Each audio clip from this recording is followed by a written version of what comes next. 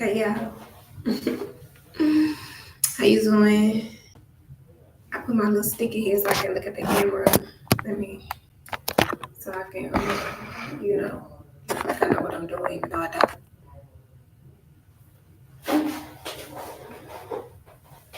I don't never. Let me see. I'm voguing on you hoes. What is that? Beyonce.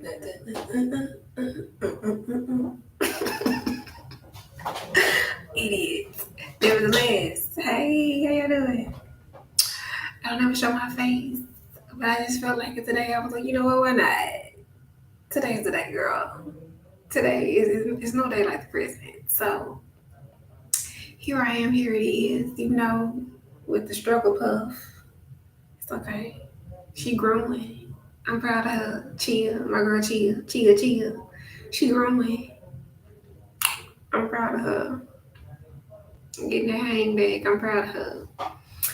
But nevertheless, I don't have too much time because I gotta get out of this study room because it's getting a little ghetto. That makes me itch. Too much. Too much. I could do a little sprinkle here, there, a little lemon pepper sprinkle. But that's about it. So, as you can see, the title of the video is all about surrender, right? And I just woke up this morning and I was just like, I just don't care. I don't care. And it wasn't just this morning. It's been this whole situation that I've been dealing with people, right? And I just decided that it is in my best interest to surrender. Like, whatever will be, will be. It is nothing to fear. I feel like there's nothing I can't get through and get past or get over. Like,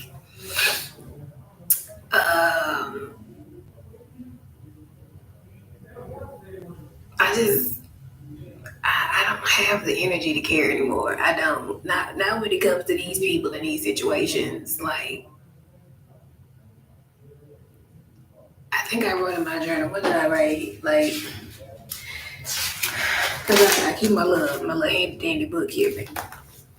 And I've been going to town. I've been writing all week because it's just been very therapeutic for me to say what I need to say and not feel judged about what I'm saying and not feel like I have to worry about somebody misconstruing what I'm saying. Like, I think that's the issue of being and feeling misunderstood and not being heard for what you're actually saying, but people telling you what you're saying or telling you who you are or what it is when it's not.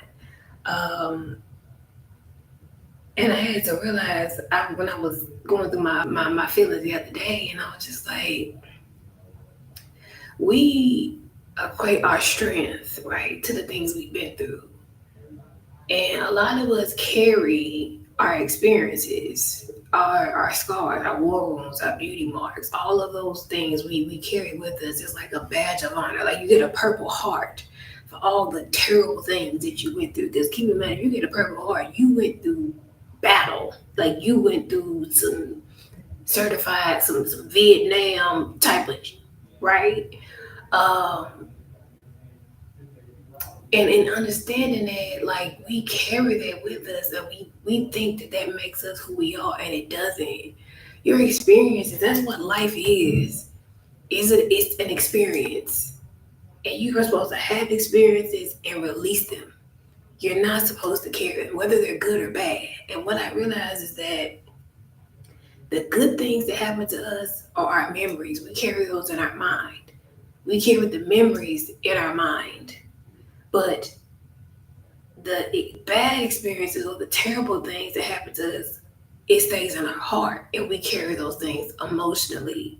And that's where we have the issue. So when I was sitting there and I was going through my feelings, I thought about the song Bag Lady, right? And when she was like, all this stuff you hold on to, like, you cannot move forward in this life carry even your good experiences. Like you're supposed to make room for new experiences all the time.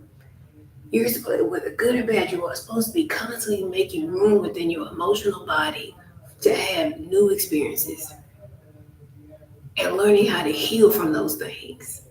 Because the more that you hold on to,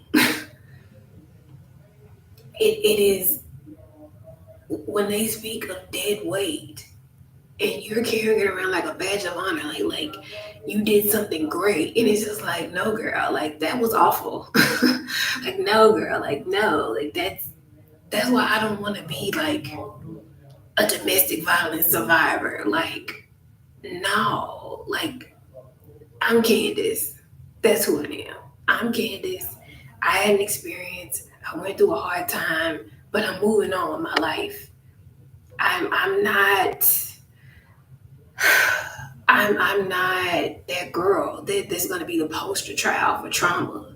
That's what it feels like. Yes, I want to bring awareness and enlightenment to people, but I don't want to carry the cross and lead a nation. Like, I don't want to do that. I want to teach people how to heal, how to transform and evolve past their traumas and experiences. Because that does not make you who you are. It doesn't. Like, and I think we get caught up in that shit so bad. Just like if you think about it, when you go to a meeting, the thing you start when you leave with your trauma.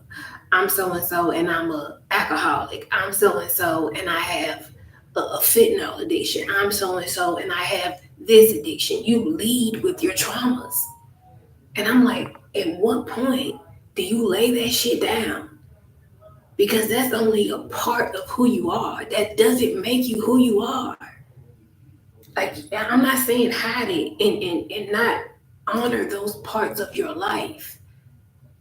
But like right now, like, yeah, I have anxiety, but I was diagnosed with anxiety, but that doesn't make me who I am. I don't even tell people I have that shit because honestly, I know how to deal with things better than most people. I know that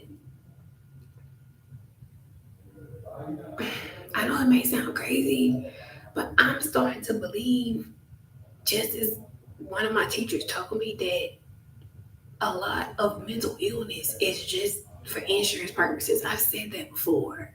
And so as long as we can label you as something, because when you walk away, you don't have official diagnosis of nothing. You don't went through your whole life and never had an official diagnosis of nothing. You never broken no bones. You never had no surgeries. You never went through chronic illness. Every time your blood work come back, you fine. Like, people really think something's wrong with you. People really think something is wrong with you. And I'm like, damn. Like, you mean you're 40 years old and you've never went through? That's like, why would you want that for me? That's what I'm saying. People need you to stay and live in your traumas because that means you're trapped in the past. You're not moving forward. You're not making executive decisions.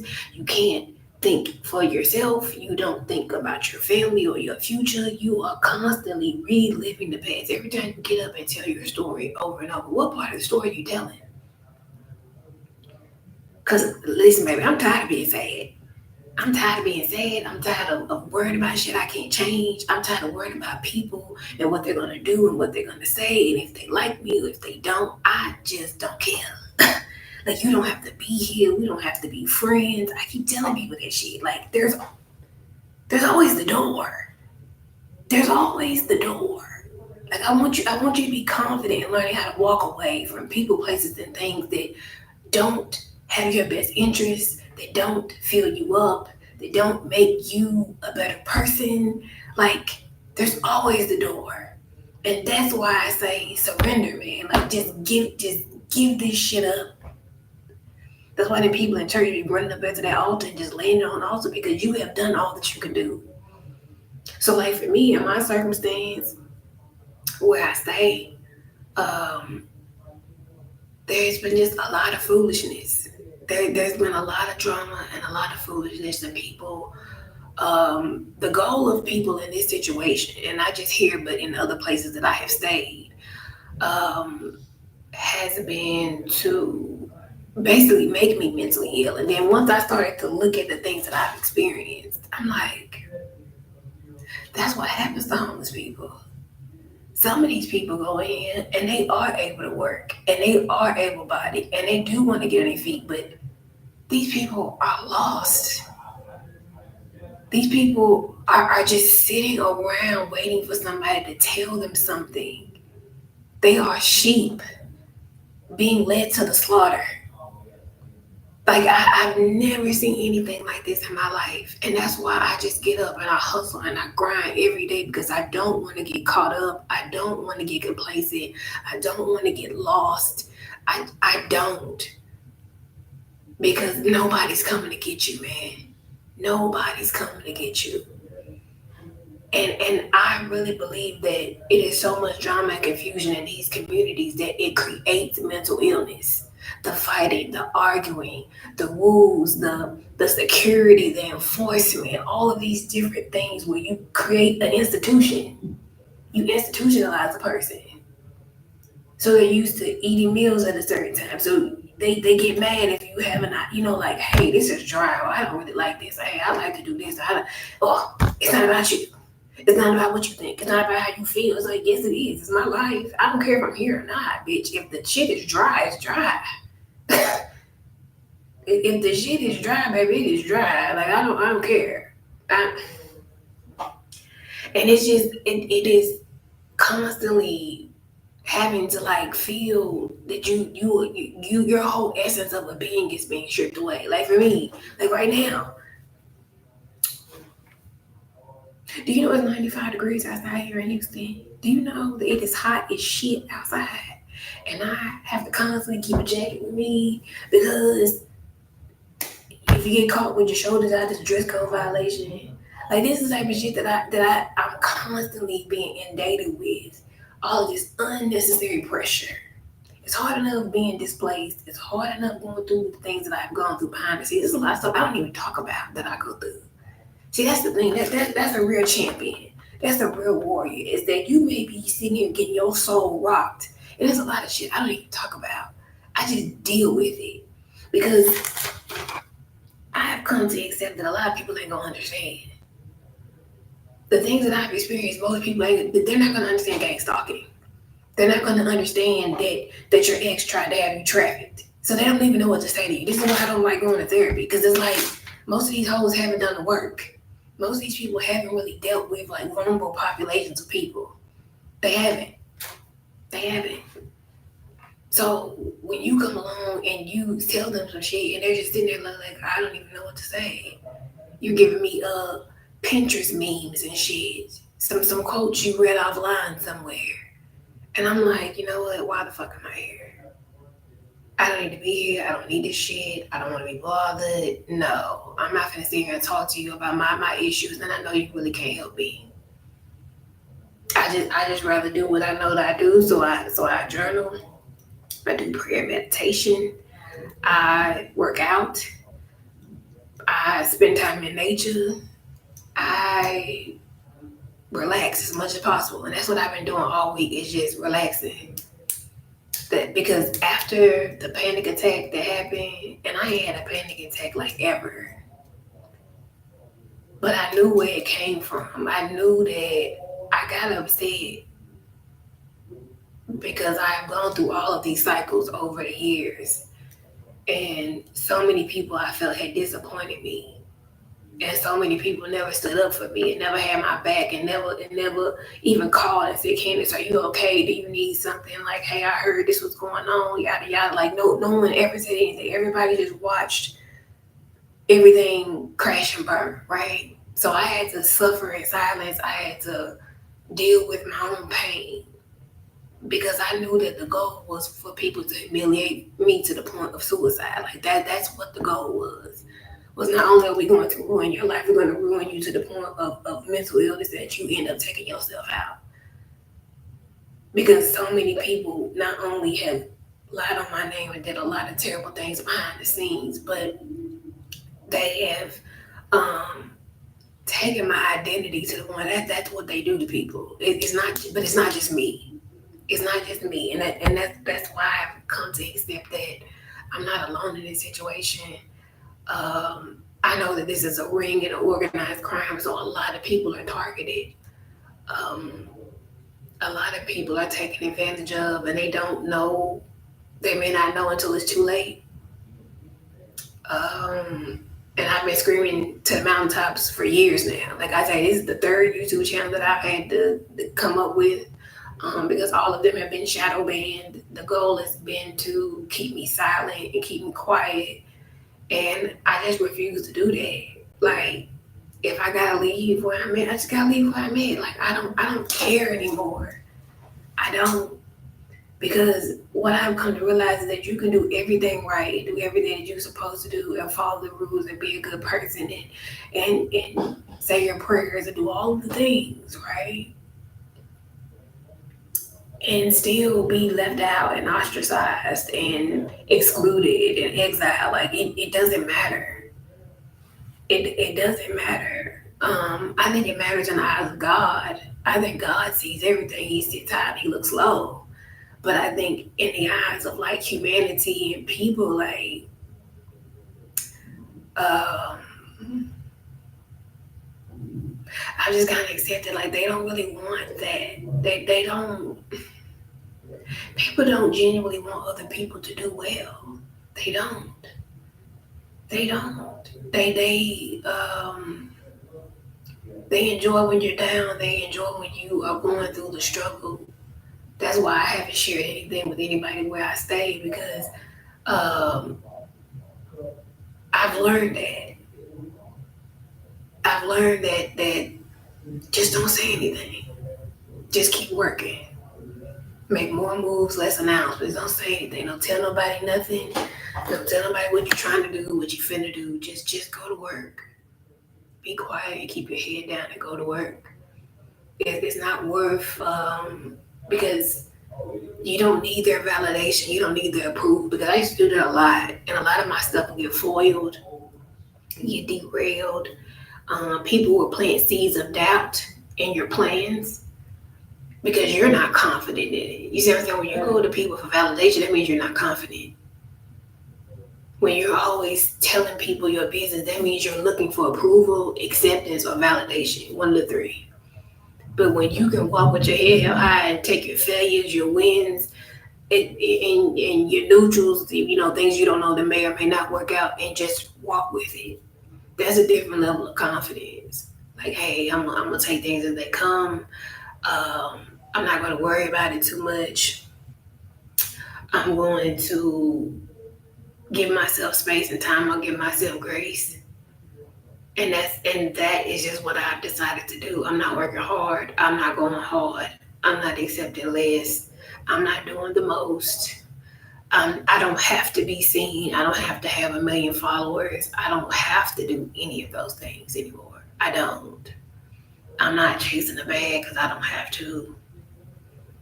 I'm not.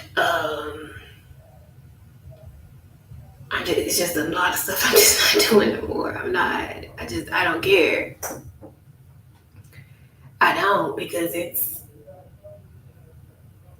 I've seen how things fall. Like, you could be on the pop of the day and then somebody report your page and your shit shut down. I've seen so many YouTubers and people on Instagram where they, some type of community guideline violation, and then next thing you know, your bread and butter is gone. And so that's why I would almost just rather go get a job. Just be told, like, I can't imagine all the man hours that you spend trying to build online presence and trying to create relevancy online, and then to do all of that, and then just by the flick of a wrist, something is gone. And that has happened to me. Like the person that has been targeting me, for example, my business that I built for 5 years, never had a bad review. Had a 5-star rating.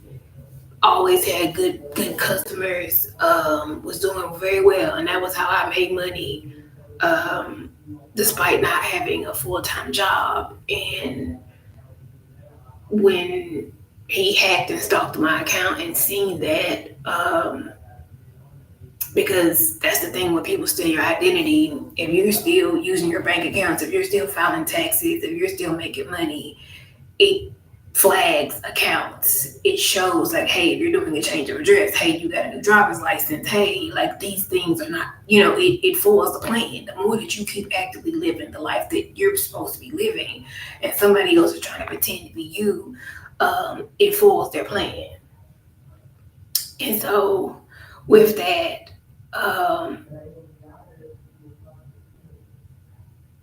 they started sending like fake clients to ask for services.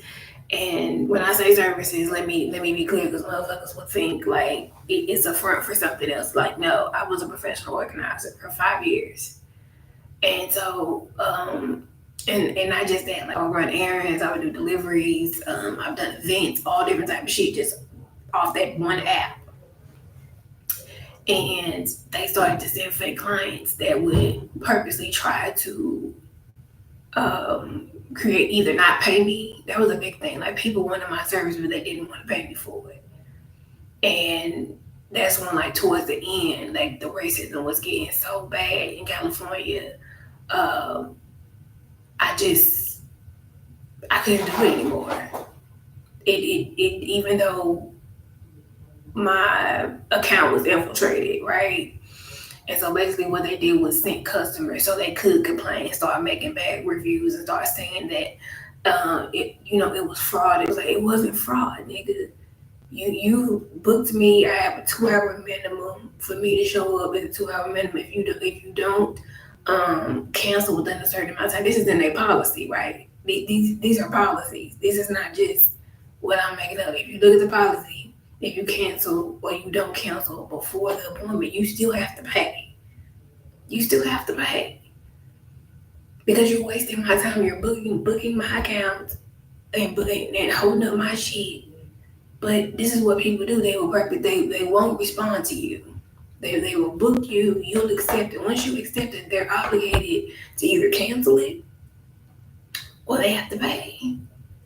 But what they did was, they will flip the script and somehow say it's on you, and then if you charge them, they will say that it's fraudulent, and they will either block the account, deny it from the bank. All this is why I have issues with like small businesses and shit, because you can't come to people's page and order their services and then block it at the bank because you just wanted to receive their service and didn't want to pay them.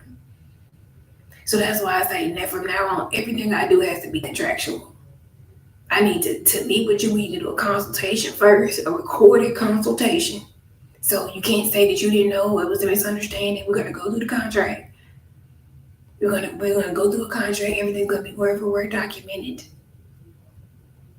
and you're gonna sign it. And there's gonna be clauses in there that says, hey, if you don't pay me, I'm going to take your ass to court for double. I'm not going to play with you about my money and my time. See, I don't have time for apps and all those other. We need contracts, because when you sign that contract and you agree to it, I'm not calling. I'm not asking no questions. I'm taking you to court. If I got to garnish your taxes for the next 10 years, doesn't matter if I have to come get your car. I have to put a lien on your mortgage. Whatever we need to do to get that money, we're going to do it. See, that's why I'm sitting back and I'm learning all these things. See, homelessness has almost been a gift, bitch. It's almost been because your girl stay in the library, she stay with her head in the book, and she stay learning. And so I know when I rebuild my life now, it is on new rules. And so even though things have ended, I'm kind of glad they have, because I don't want to work like that anymore. I'm not giving space for people to hurt me. I'm not giving people space to mislead me or no. When you come here, you better know. You need to know that Candice Carey has a plan, that she's not going to play about her money, and you need not to either. You need to know what you want and why are you here. And you need to know that before you even call me. Don't even call me unless you have purpose. Like, I'm not doing it because I don't have to. Like, when you've been through it all and you've been through enough, I'm willing to let it go. I'm willing to let it all because I've lost it all anyway. So I don't have nothing to hang on to. Just like homegirl said, like and I think I've said this before in another video, like Nia Long, when her manager was trying to force her to work certain type of jobs, and she kept saying no, and the manager was like, well, I'm starting to believe that you don't want to work. And she was like, no, I don't want to work anywhere. I don't want to work. No. Like, do you know who I am? Do you know who you work for? Because she was like, well, am I supposed to be scared of being poor? Because I've already done that. So for me, like, I don't have no fear no more. If you've been through it all, like what's gonna happen? I don't know what's gonna happen. I don't. The next few days, I don't know what's gonna happen. I'm not gonna keep asking questions. I'm not gonna keep dealing with people. I'm not gonna keep going back and forth. I'm just not. Like, I don't have to. I don't. I don't have to. Because I know that I've been treated extremely poorly. And I know that people are in a space of wanting to get their lick back because they didn't get to prove their point. They wanted me to seem like I was this or that, and that's not what happened. That all your lies are being exposed. All your lies, all the games that you've been playing, all the fake accounts, all of the identity theft, all the sex trafficking, all of the gang stalking, all the harassment, all of that shit is coming out, man. The group chats, all that shit is coming out. It's all coming out. I don't care what anybody says, it's all coming out. And I know that one day I will be able to rest assured that I will be okay. That's why I don't have no fear, because I know I have lived right. I have kept my hands clean. I ain't took nothing. I ain't robbed nobody. Like, I've been going through homelessness for 2.5 years. I have had to stay at 4 different shelters in 2.5 years. I have been ostracized and exiled from my own family and my own community that I so graciously engaged with. I'm not gonna say I built, but I've always been a person of service. I've always been a person that like gave back to the homeless. Like, always been like, Tennessee is a volunteer state. Like, that's what we do. Like, I was always raised to like be kind and loving towards other people. Like, that's just who I am. But I've also understand that people gotta earn that, baby. People gotta earn your kindness. It's not something that you give away. That goodness, that sweet, that kind heart, that's something that has to be earned.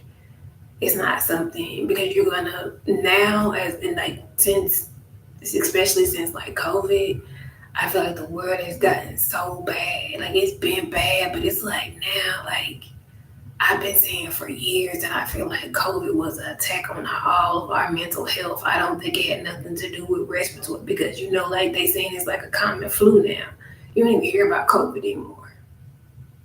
Like, they'll say, well, but it's like a flu. You don't even hear about COVID no more. It's one of them things of the past. Like, it happened and came and left. And here we are 5 years later, we won't even talk about it no more. They'll talk about new strains, but nothing happens. And we went through all of that. That's why I say I feel like it was more of an attack on our mind. The whole, social distancing thing and being locked down. And I think it was more of an attack on our mental. Because I've always said that World War III is not going to be a physical war. It is spiritual warfare. It is spiritual warfare, honey. That's what it is. That's what I believe in my heart. I can't explain it. I don't know why, but that's just how I feel. Because once somebody has your mind, they have your body.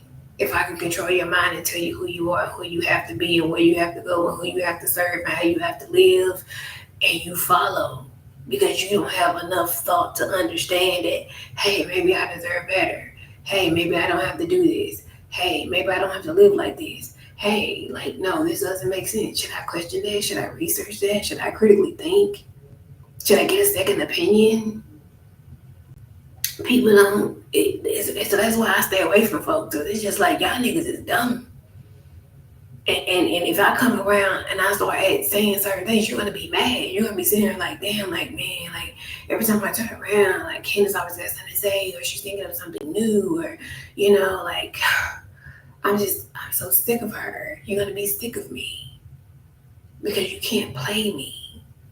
You can't lie to me. You can't abuse me, man, because I done been through too much. And I can't get on my knees and ask God for help and deliverance and freedom if I'm not doing the things I need to do to protect myself. If I'm not standing up for myself, if I'm not advocating for myself, if I'm not taking proper care of myself, I can't ask God for nothing. I can't. If I'm not living right, I can't ask you for anything. Some people say, like, oh, like, you can ask God, but I don't feel that way. I don't feel that way. Yeah, you may can ask him, but I'm pretty sure he'll sit there. I don't even know if he'll listen. I mean, yeah, you can ask. I think there's always room to ask, but for me, I don't move my mouth to ask somebody something, and I know in my heart I don't deserve it. And I guess that's where the whole grace and mercy thing comes in at. Because I don't feel right. I don't feel right doing that. Standing before God asking him for stuff when you know that, like, hey, you want a brand new house, but you haven't worked on your credit, you don't have a job, you don't have a bank account, you mismanage money, you overspend, you're an emotional shopper, you just foul, you asking God for all this shit, but you're not even doing the work to better yourself.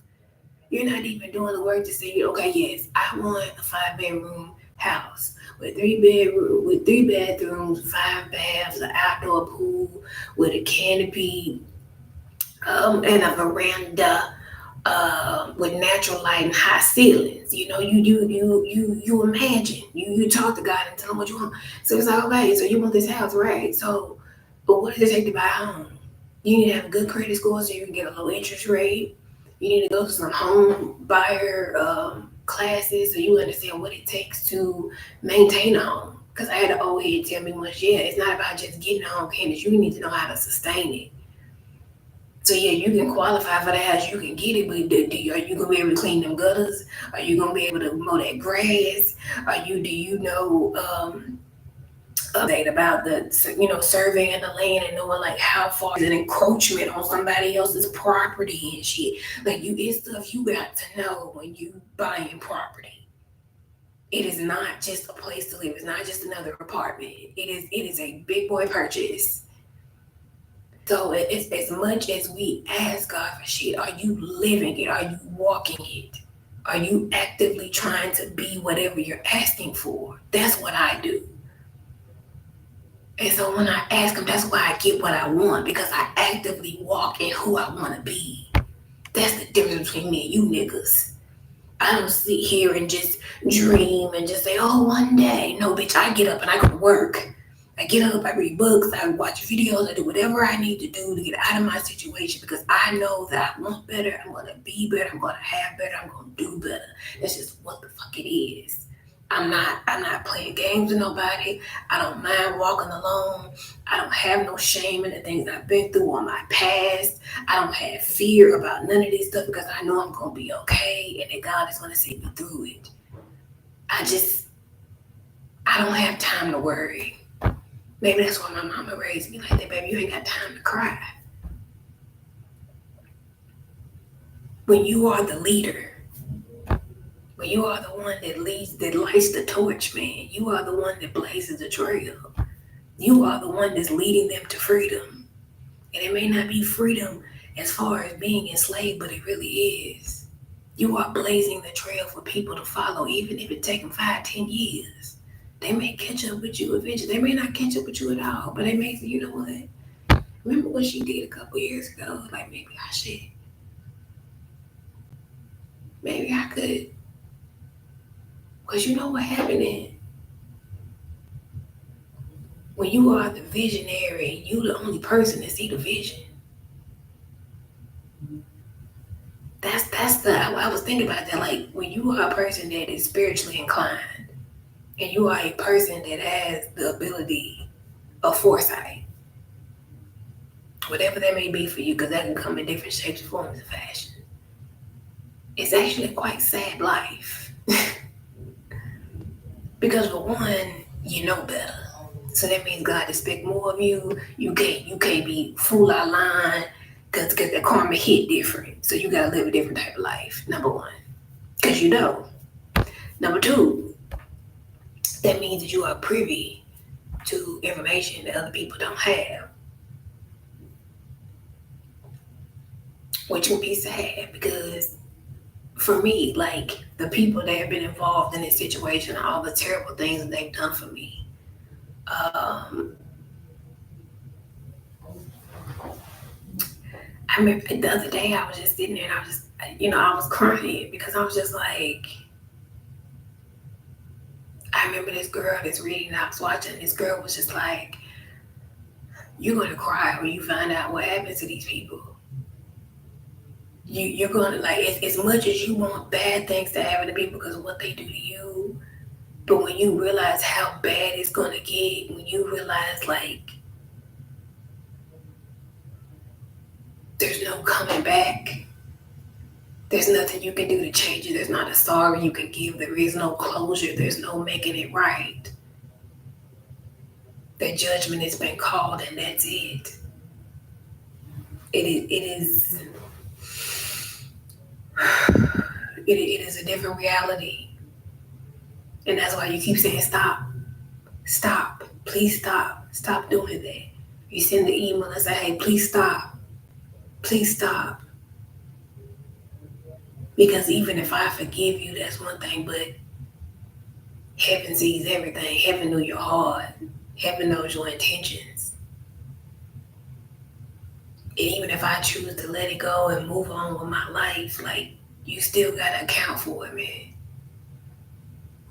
And I don't have any shame in saying that. I don't. Like, I try to give people warnings. I try to give people the benefit of the doubt. I try to overlook things. I really do, because I understand, like, I don't justify bad behavior, but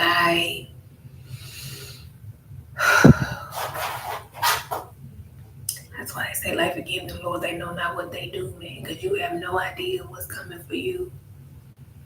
Or maybe you do.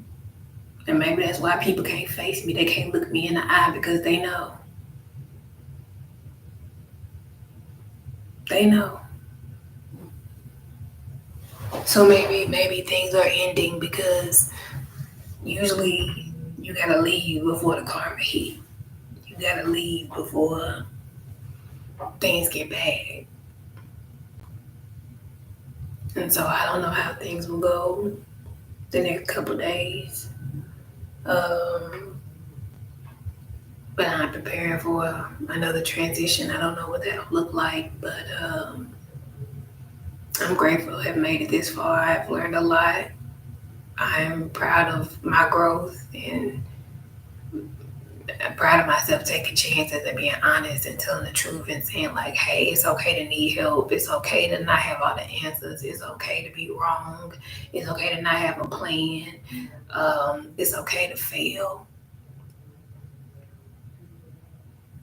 I was thinking to myself, I'm like, you're mad because you've always been able to get out of situations. You've always been able to pick yourself up. Like, even when you fall, you've always been able to pick yourself up.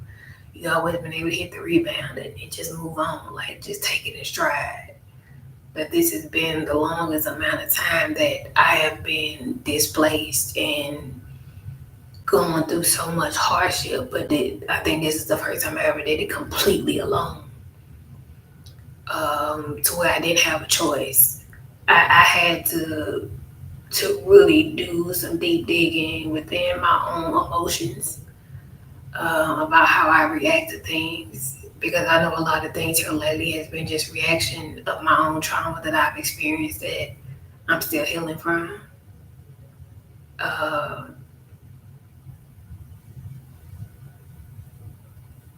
And I had to just say it was okay. Like, it's okay, Candice. Like, you've always had to be the one to fix it. You've always had to be the one to make it right. You've always been the peacemaker. You've always been the mom. You've always been the therapist. You've always been the one that had it together.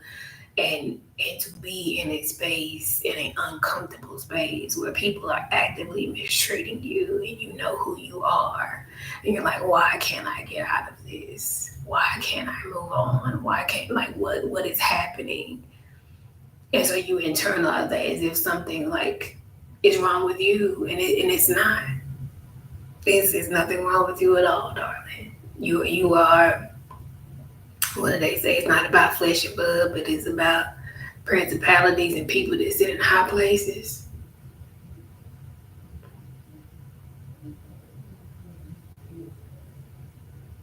So this is why you have to be careful about your mind, because you will become your own victim if you're not careful.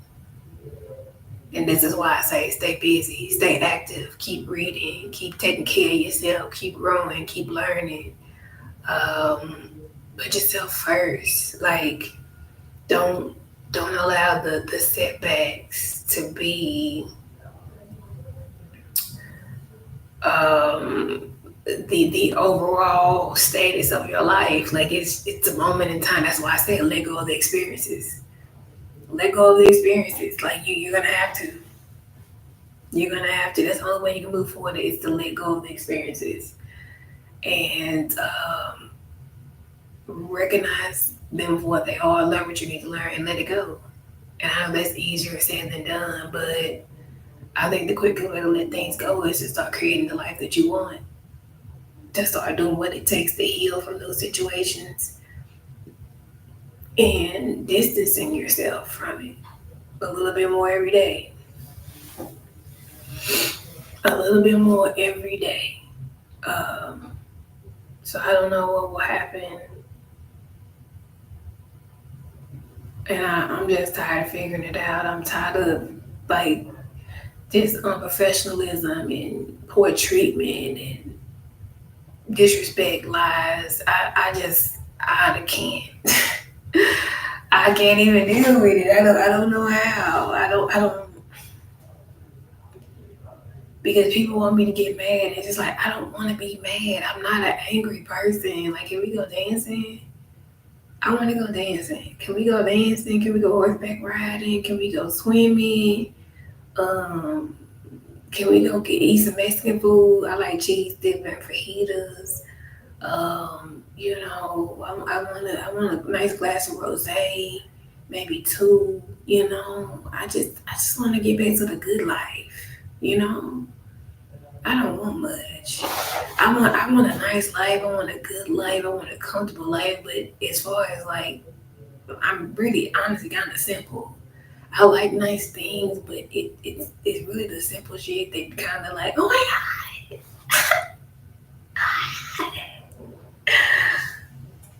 And those are the things that I enjoy the most. It's just the things that come from the heart. But I just don't want to be mad. I don't want to fight with people. I don't want to go back and forth. I'm tired of proving points. I'm tired of trying to be right. Like, because I only fight when I know that I am. I know that I'm right. I don't speak up about things unless I know I'm right. If I know I'm wrong and I don't know the answer, then I won't say anything. I don't say anything at all. But when I know that things are being done unlawfully or unjustly or unethically, but I'm also learning that too, like,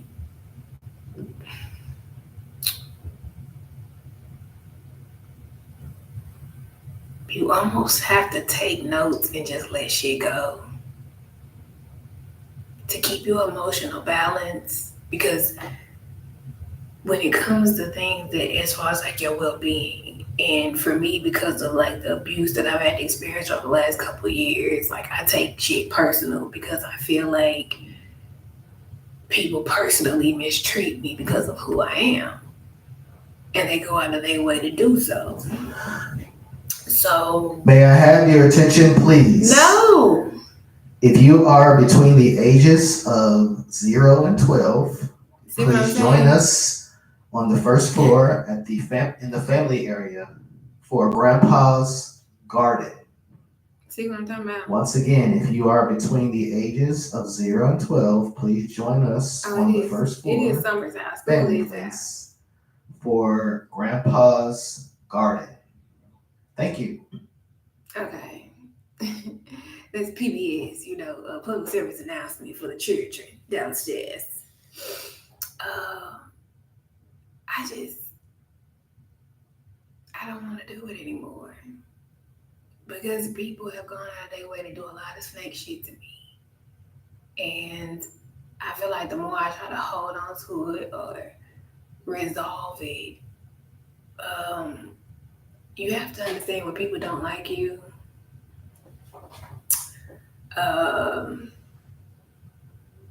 They're not going to see it your way.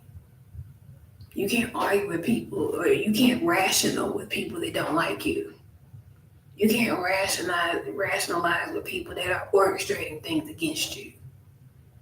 Because even when I got upset the other day, Miss Miller came in and said something to me. She was like, this is happening because you're standing up for yourself, right? See, if you lay down and take it, everybody, you got to be the doormat, remember? You got to be the doormat. You got to be the flunky. You got to be the mule. You're a black woman. You didn't know that? You gotta take it, girl. You thought you were just gonna be able to stand up for yourself, and you wasn't. What you think happened to the slaves when they stood up to the master? They got beat. I'm about to cry. They got beat. If for a woman, she probably died.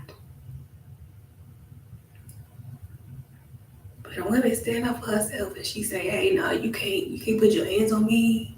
You ain't gonna talk to me any type of way. No, I'm not gonna accept that.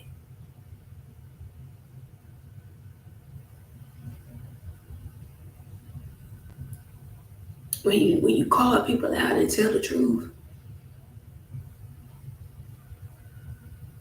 that's what happens. You get hung for everybody to see. Remember the Salem witch trials?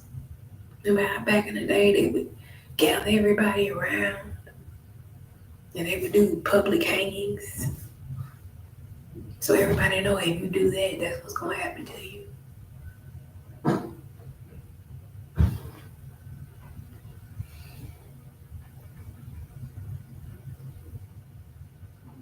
So, yes, ma'am. 5 minutes. 2 minutes? Right now. Okay, sure. Yes. Gotta go. So yeah. I gotta get out of here. I'm in the study room.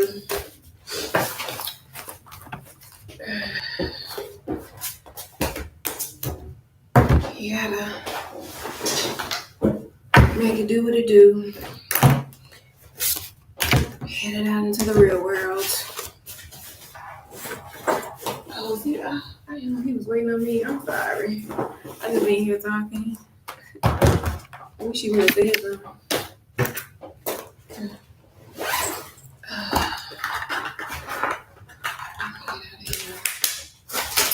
Well, I hope everybody has a great rest of the day. I hope that you